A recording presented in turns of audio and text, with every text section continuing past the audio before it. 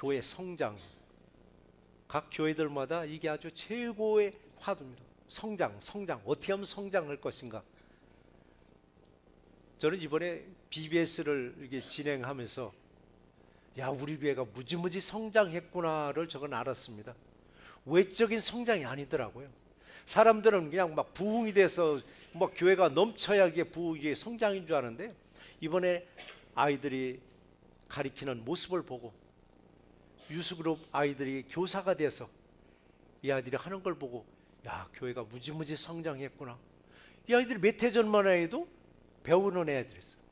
배우는 애들 어느 순간에 작년부터 보조교사, 올해는 정교사 해가면서 가리키는데, 주일학교 교사 두 분이 아이들을 지도할 때 할 일이 없더라고요. 너무 잘하더라고. 이제 익숙해가지고 이게 교회가 성장이 바로 이거구나. 이 아들이 좀 더 가면 이제는 이제 썸머 캠프 교사도 하고, 그리고 청년부 교사도 하고, 이제 나오지간 장년부 교사도 하겠구나. 이게 바로 교회 성장이구나 해서 이번 BBS를 이번에 보내면서 정말 제가 오히려 감동을 받았습니다. 우리 모두도 이 아이들 하나하나가 정말 잘 양육돼서 주님의 귀한 일꾼으로 쓰임받기를 늘 기도해주는 우리 모두가 되시기를 주의 이름으로 축원합니다. 우리 평생 믿는다고, 믿음대로 산다고 하는데도 불구하고 여전히 믿음에서 우리는 흔들릴 때가 얼마나 많으냐고요. 우리 나무 한 모시자고요. 나무 처음에 심었을 때 회초리 많을 때는 바람도 안 타요. 바람 탈 일도 없습니다. 근데 센 바람을 타면은 꺾어지거나 아니면 뽑혀버려요. 근데 그 나무가 그 자리에서 오랫동안 있다 보니까 커다란 거목이 되니까 바람은 수없이 바람을 타더라고요. 우리나라 말도 있잖아요. 가지 많은 나무 바람 잘 어렵다고. 근데 그렇게 바람을 맞이해요. 폭풍도 만나고 태풍도 만나고 그런데도 여전히 제자리에 있더라고요. 여전히 제자리에 있어요. 우리 믿음도 마찬가지더라고요. 우리 초신자적인 믿음은요, 뭐 특별히 뭐 부딪힐 일도 없습니다. 바람 탈 일도 없어요. 그런데 믿음이 성숙되어 가고 장성되어 갈수록 끊임없이 바람 잘 날 없더라고요. 그런데 그렇게 바람 잘 날 없다 할지라도 잘 버티고 항상 제자리를 지키고 있더라고요. 이게 우리 믿음이더라고요. 그래서 우리는 어떤 환경에서도 흔들림 없이 꿋꿋하게 자기의 믿음의 방향을 놓치지 않냐고 오직 하나님을 향해서 오늘도 내일도 열심히 전진하는 우리 모두가 되시기를 주의 이름으로 축원합니다. 우리 본문은, 오늘 본문은 로마서 2장 13절 했는데요, 중간의 내용은 누가복음 16장 19절에서 31절 말씀이 여러 번 나옵니다. 여러 번 나오는데 그 중에서도 누가복음 16장 19절 말씀에 이런 말씀이 있습니다. 한 부자가 있어 자색 옷과 고운 베옷을 입고 날마다 호화롭게 즐기더라 했습니다. 날마다 호화롭게. 부자가 호화롭게 즐기는 거 잘못된 건 아닙니다. 저와 여러분들도 오직 주님께로 향한 마음을 가지고 이런 축복을, 호화롭게 즐길 수 있는 축복을 누리기를 주의 이름으로 축원합니다. 근데 문제는 뭐냐면 부자가 풍요를 누리면서 이웃을 살펴볼 것인가 무시할 것인가. 우리는 항상 풍요 속에서 빈곤에 찌들린 사람들이 우리 주변에 항상 있다는 얘기입니다. 그런데도 불구하고 이 잘 사는 사람들은 이건 내 복이다로 여기더라고요. 내 복이고 이건 내 능력이고 이건 내 과시라고 생각할 때가 있더라고요. 그런데 진정한 부자는 자기 주변의 어려운 이웃들을 늘 보살필 수 있더라고요.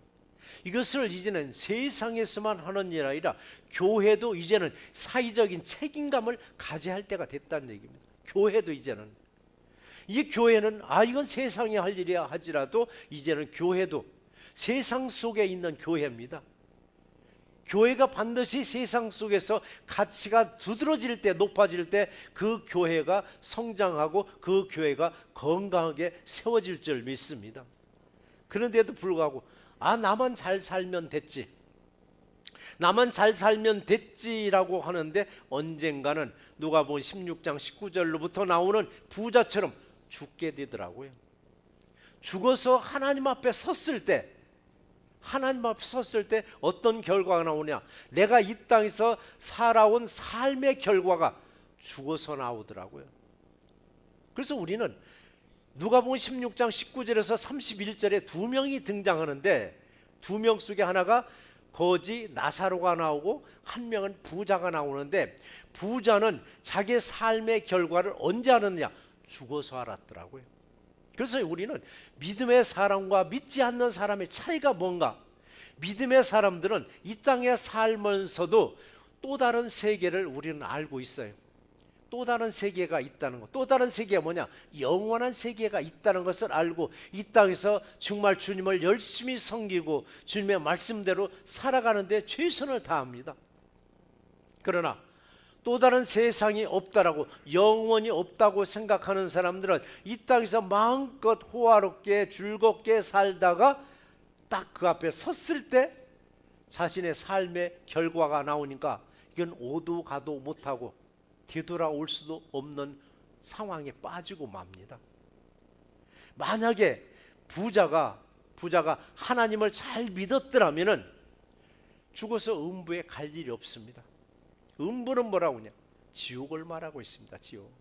고통스러운 지옥에서 우위를 바라봤습니다. 우위를 바라보아 천국을 바라봤더니 아니 놀랍게도 자기 문 앞에서 자기 집에서 떨어지는 상에서 떨어지는 음식물이나 얻어먹던 거지 나사로가 아브라함의 품에 있는 걸 보았습니다. 그는 아브라함에게 말을 했습니다.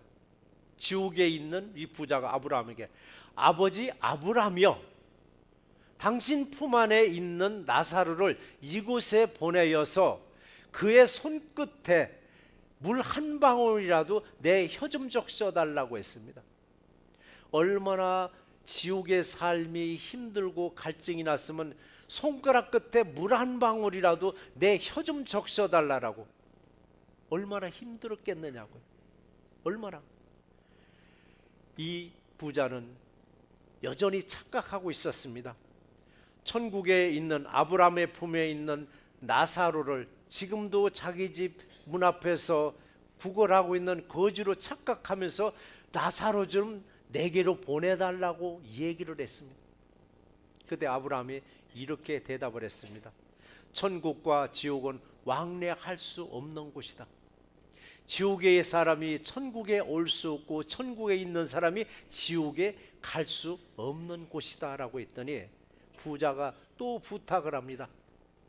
그러면은 천국에 있는 나사로를 이 땅에 살고 있는 내 형제들에게 보내서 이곳의 상황을 일러주라고 했습니다. 그래서 내 형제들만이라도 하나님을 잘 믿고 나 있는 곳에 오지 못하게 해달라고 아브라함에게 부탁을 했더니 아브라함이 이런 말을 했습니다. 뭐라고 얘기냐면 모세와 선지자들이 있으니까 그들에게서 들을지어다 라고 했습니다. 그들에게서 들을지어다. 이 말씀은 무슨 말씀이냐면은 하나님의 기록된 말씀을 믿으라 얘기입니다.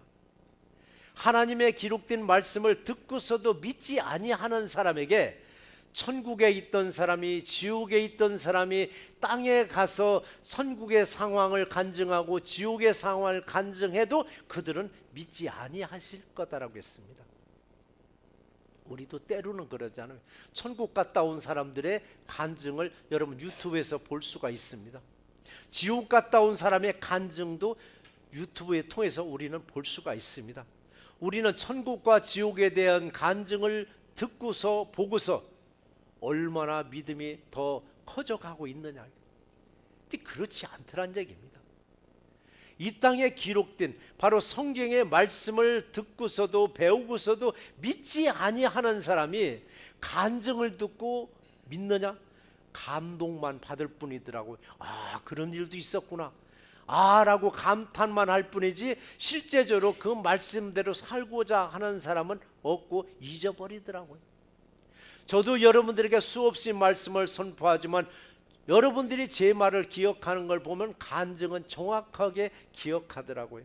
목사님 그 작년에 한 얘기인데 올해 또 하는 것 같아요. 기가 막히게 기억할 정도로. 근데 하나님의 말씀은 아무리 선포해도 어제 했는데도 오늘 또 얘기도 우리는 기억을 못할 때가 있더라고요. 그래서 우리는 간증을 통해서 내 안에 하나님 나라를 세우는 것이 아니라 하나님의 말씀이 믿어질 때 비로소 내 안에 하나님 나라가 세워지게 되어 있습니다. 항상 보고 듣고 배운 대로 내 삶 속에서 실천해 나가는 우리 모두가 되시기를 주의 이름으로 축원합니다. 흔히들 이런 말을 합니다. 기독교 정신, 기독교 정신. 기독교 정신이 도대체 뭐라고 우리는 정의할 수 있을까? 기독교 정신. 그저 나 하나 예수 잘 믿고 내 자식들 잘 풀리고 나중에 죽어서 천국 가면 되는 게 아니냐? 이게 기독교 정신 아니냐라고 하는데 이건 아니잖아요. 기독교 정신은 도대체 뭐냐 하여튼 예수의 정신이에요. 예수의 정신이며 하나님의 말씀이 기독교의 정신이더라고요. 하나님의 말씀은 뭔가 했더니 믿음과 소망과 사랑이 있는데 이 중에서 제일은 바로 사랑이라고 말씀하셨습니다. 사랑이 기독교 정신입니다. 사랑. 자, 저와 여러분들은 예수의 사랑을 듬뿍 받았습니다. 받은 예수의 사랑을 우리는 얼마나 전하면서 살아가고 있는가?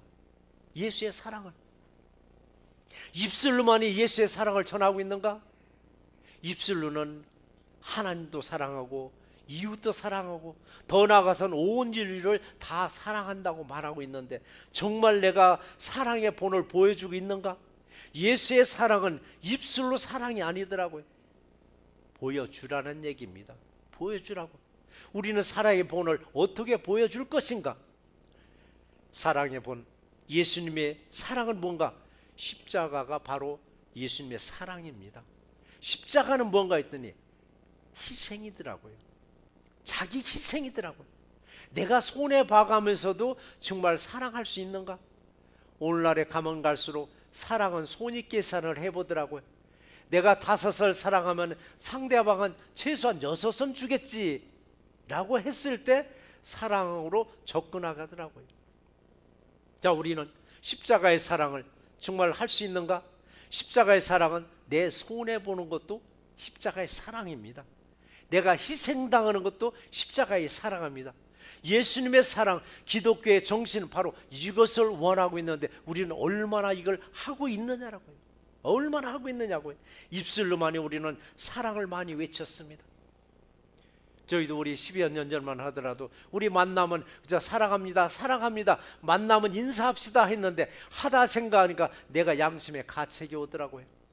사랑하지도 않는 사람한테 사랑합니다, 사랑합니다 입에 발린 소리 하는 그 자체가 내가 안 되겠더라고요. 그래서 그 슬변이 접어버렸는데 지금도 어느 교회 가보면 만나면 사랑합니다, 사랑합니다 얘기를 하더라고요. 정말 우리는 사랑하는가? 주님이 보시는 사랑은 입술로만이 사랑이 아니더라고요. 정말 사랑한다면 그 사랑하는 걸 보여주라고 말씀하셨습니다. 여러분, 십자가의 사랑은 이의 득실을 따지는 그런 사랑이 아니고 희생적이더라고요. 그 희생적인 사랑이 어떤 사람들을 위해서 희생하라는 얘기인가? 예수 밖에 있는 사람들, 예수 밖에 있는 사람들을, 이 사람들을 끝까지 사랑함으로써 예수 안으로 들어오게 하는 사랑을 주님은 원하고 계십니다. 그래서 주 안에서의 사랑은 계산법이 없습니다. 예수 안에서의 사랑은 계산하지 않고 조건 없는 사랑이 바로 주 안에서의 사랑으로 여러분 믿으시기 바랍니다. 그런데도 어느 때는 우리 사랑이 세상적인 사랑만 또 못할 때가 얼마나 많이 있느냐고. 내 안에 예수님이 계시지 않은 채 우리 사랑은 세상적인 사랑만 또 못할 때가 있습니다. 내 안에 예수님이 계실 때 우리에게는 진정한 예수의 사랑이 나옵니다. 그래서 우리는 성경 많이 안다고 이게 다는 아니더라고요. 성경 많이 하는 것도 매우 중요하지만은 배운 말씀대로, 아는 말씀대로 내 삶에서 보여주는 것이 우리는 정말 예수의 사랑을 보여주는 것을 믿고 그대로 행하시는 우리 모두가 되시기를 주의 이름으로 축원합니다. 이 중에서도 예수의 사랑은 뭔가 했더니 배려해 주는 거더라고요. 배려해 주는 거, 조금 양보해 주는 거더라고요. 내 유익보다는 상대방의 유익을 내가 먼저 생각하는 것이 바로 예수의 사랑이더라고요. 세상 사람들도 자기를 희생하면서 사랑할 수 있습니다. 하물며 기독교에서 예수의 사랑을 전한다고 하면서도 한치 양보하지 못하고 한치도 배려하지 못한다면 이게 무슨 예수의 사랑이 나가겠느냐고요. 그러고 나서는 내 기준의 틀 안으로 들어오기를 기다리더라고요. 내 기준의 틀 안으로 들어와야 비로소 사랑하려고 하는 거예요. 예수님은 말씀하셨잖아요. 너를 사랑하는 사람을 네가 사랑하는 것은 이방인들도 하는 사랑이라고 했습니다. 세상 사람들은 바로 그 사랑입니다. 근데 예수의 사랑은 너를 미워하는 사람도 네가 사랑하라고 말씀하시더라고요. 그랬을 때 미워하던 사람이 결국 너도 사랑하게 되었느니라라고. 우리가 양보하고 배려할 수 있는 곳이, 실천할 수 있는 곳이 어딘가 있더니 여러분 식당이더라고요. 우리 식당 자주들 가시잖아요. 식당에 가서 우리 양보하지 못하고 배려하지 못하고 부득부득 내 기득권만 찾다 보니까 식당에서 소문 나쁘게 나더라고요. 우리 식당에 가면은 내 돈 주고 먹습니다. 내 돈 주고 먹다 보니까 내 입맛에 맞지 않으면 닦아 세우더라고요. 누구를 서빙하는 사람들을. 서빙하는 사람이 음식 맛을 낸 건 아니에요. 주방에 못 쫓아 들어가니까 서빙하는 사람을 닥달하더라고요. 까탈스럽게 아주 꾸짖는 거, 아주 세워놓고 같이 밥 먹다가 그런 모습을 보면 수저 놓고 나오고 싶을 정도로. 음식 내 돈 주고 먹더라도 조금 맛이 안 맞더라도 맛이 안 맞는다고 나 지옥 가질 않잖아요. 그냥 그럴 수도 있지, 오늘은 좀 맛이 안 맞는다고 그러면 되는데 부득부득 그거 꼭 바꿔서 먹든지 꼭 한마디 하고 나오더라고요. 그게 바로 무슨 얘기냐? 우리 한 사람 한 사람은 교회입니다. 우리 한 사람 한 사람이 새날교회입니다. 새날교회가 가서 어느 식당에 가서 웨이트레스들한테 그거 딱 찍히면은 새날교회는 다 그래, 새날교회는 다 저래, 아주 덤태기로 그냥 무더기로 한꺼번에 평가받을 때가 있더라고요. 자, 우리는 예수의 사랑을 전하는 사람들입니다. 조금은 양보해주고 조금은 배려해줬을 때 사람들은 기억하더라고요. 그 식당에 가서 내가 조금 손해본 듯하고 나왔지만 거기서 서빙하는 사람들은 여러분들을 기억하시고 또 갔을 때 벌써 대접이 달라지더라고요. 근데 바득바득 따질 거 다 따주고 그대로 안 가면 되는 또 가더라고요. 또 가다 보니까 서빙하는 사람들을 피하고 싶은 사람들 중에 한 사람이 누구냐? 예수 믿는 사람들이 있더라고요.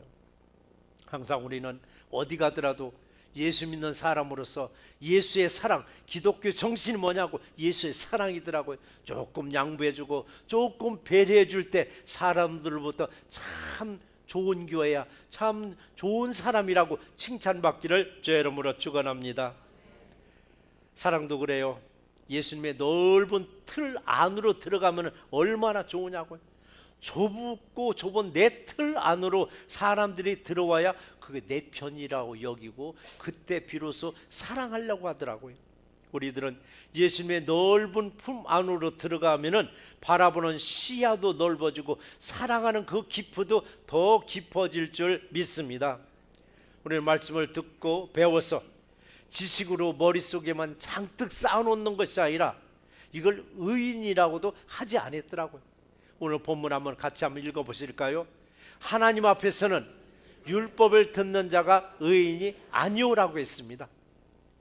배운 말씀들이 행해짐으로써 의롭다라고 전후부터 칭찬받는 우리 모두가 되시기를 주의 이름으로 축원합니다. 오늘날 세상은 날로 각박해져 갑니다. 사랑은 이제 점점 메말라져 가고 있습니다. 그런 상황에서 교회의 존재감도 점점 상실되어 가고 있습니다. 이민 사회는 교회를 위해서 존재하지 않습니다. 교회가 이민 사회의 존재적 가치가 높아졌을 때 그 교회가 건강한 교회요, 그 교회가 튼튼한 교회가 될 줄 믿습니다. 그렇다면은 우리 새날교회는 우리 이민사회에 얼마나 기여하고 있을까? 여러분들은 이민사회에 얼마나 기여하고 있을까? 이민사회에 보면 우리 한인 커뮤니티가 있습니다. 한인회라고 합니다. 다들 외면합니다. 왜 존재하는지 모르겠다라고. 그러면서도 우리는 알게 모르게 그 영향력 가운데 살아갈 때가 있습니다. 왜 그런지 아세요? 한인 커뮤니티가 끊임없이 주리사에서 활동하면 주리사에서는 한인들의 위상을 높여주고 나도 모르게 그 속에서 같이 우리도 높아지고 있다는 사실입니다. 우리가 그쪽에 협조를 못할 망정 비방해서는 안 되겠더라고요. 교회가 뭐냐고요. 세상 속에서 가치가 나타나지 않으면 그 교회는 없어진 교회요, 앞으로 존재 가치가 없는 교회입니다. 그래서 우리는 교회를 통해서 지역사회의 빛과 소금의 역할이 뭐냐? 섬기는 거더라고요. 섬기는 거. 섬김이 뭐냐고요? 예수의 사랑이더라고요. 예수의 사랑. 예수님은 언제든지 말씀하시기를 일방적이 아니했습니다. 언제든지 서로라는 말을 꼭 쓰셨습니다. 서로 사랑하라, 서로 섬겨주라, 서로 종노릇하라, 서로 화목하라, 이렇게 말씀하셨듯이 우리도 서로 행함으로 의롭다 하심을 보여주는 우리 모두가 되시기를 주의 이름으로 축원합니다. 그래요, 우리는 말씀 한 구절 한 구절들을 듣고 배워서 그대로 실천하는 삶을 주님은 좀 원하고 계십니다. 예수님의 생전에 말씀을 따로 가르치질 않았습니다. 뭐 칠판 갖다 놓고 딱 가르치지 않았습니다. 삶 속에서 본을 보여주면서 말씀을 가르쳐 주셨습니다. 우리들도 내 삶을 통해서 실천하는 의로운 우리 모두가 되시기를 주의 이름으로 축원합니다. 다시 부자 얘기 한번 들어가 보겠습니다. 누가복음 16장 19절에서 31절에 나오는 부자 얘기. 분명히 부자는 살아서 의인처럼 사람들에게 행세했을 것입니다. 부자다 보니까 주변 사람들이 많이 또 끼어 있을 거 아니야. 많이 붙습니다. 그들이 또 부축해 세워주다 보니까 이미 부자는 땅에서 받을 상급을 다 받아버렸더라고요. 이렇게 이 땅에서 의인처럼 자기의 의의를 나타냈을지라도 하나님 앞에는 분명히 서야 됩니다. 부자도 섰고 나사로도 섰습니다.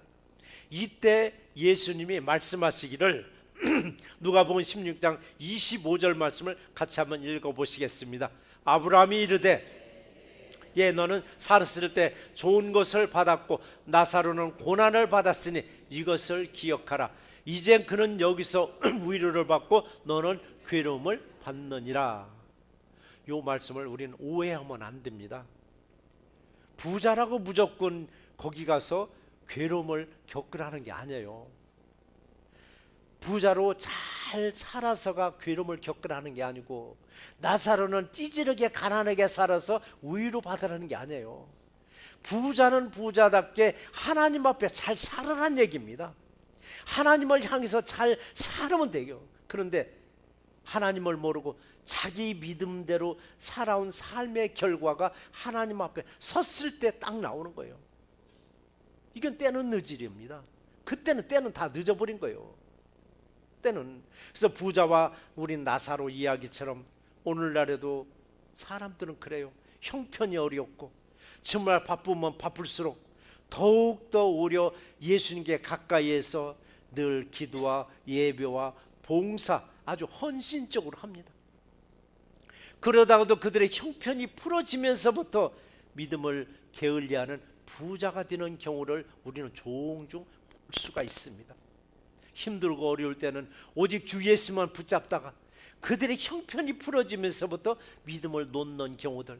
여기서 형편이란 뭘 얘기하냐? 사회적으로 유명세가 뒤따르고 물질적으로 풍요로우면서부터 일어나는 현상이 뭐냐? 바쁘다 바빠. 제가 제일 많이 듣는 소리가 목사님 나 정말 너무 바빠요. 너무 바빠요. 너무 바빠요. 그게 과연 내 영원한 삶을 위해서 바쁜 것인가? 아니면 자기의 유익만을 위해서 바쁜 것인가? 우리는 깊이 한번 생각해 보셔야만 합니다. 이렇게 바쁘다 하다 보니까 바쁜 시간을 할애해서 없애는 게 하나가 있는데 그게 바로 영적인 원가 절감을 시작하더라고요. 영적인 원가 절감이 뭔지 아셔야 돼요. 바쁘다 하다 보니까 그동안 잘 읽던 하나님의 말씀을 읽던 거 딱 손 떼더라고요. 기도하는 시간은 점점 줄여버리더라고요. 봉사에서 손 딱 떼더라고요. 그리고 나중에 마지막에 가서 보니까 예배를 자주 빠지기 시작하더라고요. 그러면 이 시간, 말씀 듣는 시간 빼고 기도 시간 줄이고 봉사 시간 없애버리고 예배에 빠졌으니까 시간이 좀 더 남아서 널널할 줄 알았는데 더 바쁘다고 하더라고요. 더 바쁘더라고요. 여러분들의 늘 말씀드리는 책 제목이 하나 있습니다. 나는 바빠서 기도합니다라는 빌 하이벨 목사님 책 제목만 기억하시자고요. 나는 바빠서 기도합니다. 여러분 바쁠수록 영적인 시간에 더 투자하라고 저는 끊임없이 강요합니다. 바쁘면 더 예배 더 잘 들으시고, 바쁘면 더 하나님 말씀 더 읽고, 바쁘면 더 기도하시고, 바쁘면 더 봉사하시라고. 그랬을 때 육신적인 시간 하나님이 더 여유 있게 만들어 주신다고 저는 권면하고 아예 강조까지 합니다. 영적인 시간에 여러분 투자하시기 바랍니다. 하나님은 반드시 여러분의 육신적인 시간 하나님이 책임져 주실 줄 믿습니다. 너무 부족하다 보니까, 너무 바쁘다 보니까 가족들과도 만날 시간도 없는 거예요. 가족들과 만날 시간, 그럼 왜 사느냐고요. 가족이라는 큰 테두리 안에 있는데 거기서 홀로 열심히 살다 보니까 혼자 바쁘게 사는 거예요. 눈곧 뜰 새 없이 그렇게 바쁘게 살아가다 보니까 한쪽에선 점점 허물어져 가는 게 있더라고요. 눈에 보이는 건 쌓여져 가는데 눈에 보이지 않는 건 허물어져 가는 거예요. 허물어져 가는 건 뭐냐? 영적으로 점점 갈급해 오기 시작합니다. 영적으로 점점 무너지기 시작하더란 얘기입니다. 어떤 형편에서도 저와 여러분들은 오직 주님만을 의지하고 주님만을 섬기고 주님만을 위해서 사랑으로 실천할 때 저와 여러분들의 갈 길을 은혜로운 길로 여유로운 길로 풍성한 길로 인도해 주실 줄 믿습니다. 다시 본문 말씀처럼 누가 의인이냐, 이게 누가 의인이냐, 이거 같이 한번 또 읽어보시자고. 하나님 앞에서는 율법을 듣는 자가 의인이 아니오라고 했습니다. 아니, 교회 열심히 출석하고 성경 열심히 배우고 이게 끝이 아니라는 얘기입니다. 말씀을 읽고 듣고 배우는 것이 끝이 아니라 뭐가 하라고요? 같이 읽겠습니다. 오직 율법을 행하는 자라야 의롭다 하심을 얻으리니라고 했습니다. 말씀 한 구절을 배우더라도 배운 말씀이 내 삶에서 어떻게 적용해 나가느냐, 우리는 항상 말씀대로 살아가시고 말씀을 지켜 행하시는 의로운 우리 새롭게 모두가 되시기를 주의 이름으로 축원합니다. 우리 야고보서 2장 14절 같이 한번 또 읽어보시겠습니다. 내 형제들아, 만일 사람이 믿음이 있노라 하고 행함이 없으면 무슨 유익이 있으려? 그 믿음이 능히 자기를 구원하겠느냐. 여기서는 행함과 구원을 연결시켜 버렸습니다. 물론 누마서와 하박국서에서는 그 말씀도 있습니다. 오직 의인은 믿음으로 말미암아 살리라라고 했습니다. 무엇으로 살리라라고요? 믿음으로 살리라. 우리 흔히들 그런 말을 해요. 아무개 집사님, 아무개 권사님, 아무개 장로님 참 믿음으로 사는 분이야. 여러분, 그분 그런 말 하셨고 그런 말 들을 때도 있어요. 나도 믿음으로 사는 사람이는데, 그렇지, 믿음으로 어떻게 살아야 믿음으로 살아가는 거예요? 어떻게 살아야 믿음으로 살아가는 거냐고요. 어떻게?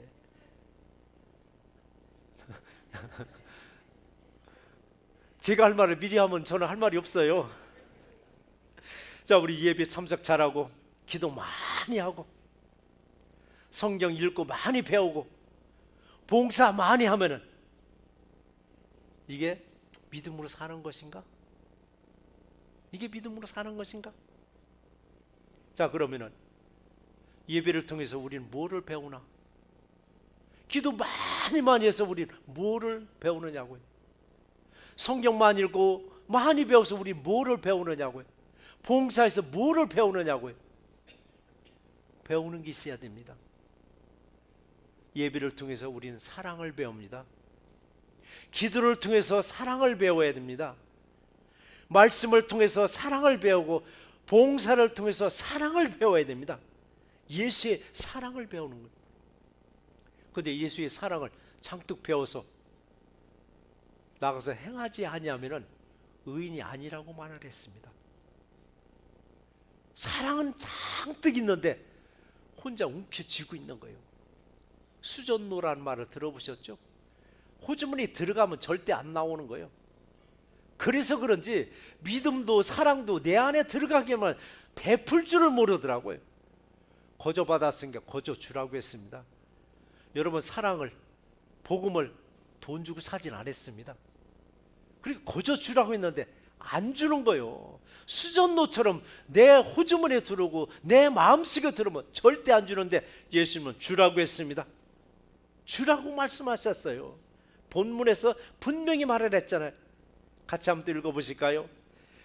오직 율법을 행하는 자라야 의롭다 하심을 얻으리니라고 말씀하셨습니다. 이런 일들을 통해서 그래, 사랑을 배웠으니까 오늘 또 사랑을 배웠으니까 마음껏 사랑을 전해야 되지. 입술로만 아니라 여러분의 삶을 통해서 사랑을 전할 수 있기를 주의 이름으로 축원합니다. 자, 그러면은 누구에게? 이웃들에게. 저와 여러분들의 이웃은 누굴까? 내 집 옆집이 이웃인가? 내 집 옆집이 이웃이 아니라 저와 여러분들의 이웃은 나와 함께 생활하는 사람들입니다. 직장에 가면은 직장 동료들이 내 이웃입니다. 내 사업장에 가면 일하고 있는 직원들이 내 이웃입니다. 학교에 가면 학생들이 내 이웃이 되는 겁니다. 그 이웃들, 어디서든지 자주 만나는 이 사람들이 내 이웃인 거예요. 자주 만나는 이웃들에게 예수님의 사랑을 마음껏 전해서 의롭다 칭함을 받는 우리 모두가 되시기를 주의 이름으로 축원합니다. 우리 말씀을 한번 정리해 보겠습니다. 이 어린 나무보다는 거대한 거목이 바람을 많이 탈 수밖에 없습니다. 쉴 새 없이 바람을 탈지라도 절대 넘어지지 않고 뽑히지 않고 항상 제자리를 지키고 있습니다. 믿음도 그래요. 믿음이 장성할수록 바람에 더 많이 흔들립니다. 아무리 흔들려도 자기 자리를 지키면서 잘 버티고 있습니다. 어떤 환경에서도 흔들림 없이 믿음의 방향을 주님께로 여러분 향하세요. 흔들림 없이 내게 주어진 사명을 잘 감당할 때 내게서 기독교 정신이 나옵니다. 기독교 정신이란 예수의 정신이요 말씀입니다. 말씀 중에서 믿음과 소망과 사랑을 말합니다. 이 중에서도 사랑이 최고라고 하였습니다. 내게서 예수님의 사랑이 입술로만이 나감이 아니고 내 행실에서 나갈 때 의롭다라고 하셨습니다. 예수님의 사랑이 내 행실에서 나갈 때 이웃들의 허물이 보이지 않습니다. 혹시라도 허물이 보이면 우리는 사랑으로 덮어줍니다. 나와 함께하는 모든 사람들에게 예수님의 사랑을 내 삶을 통해서 보여주는 새날교회 모두가 되시기를 주의 이름으로 축원합니다.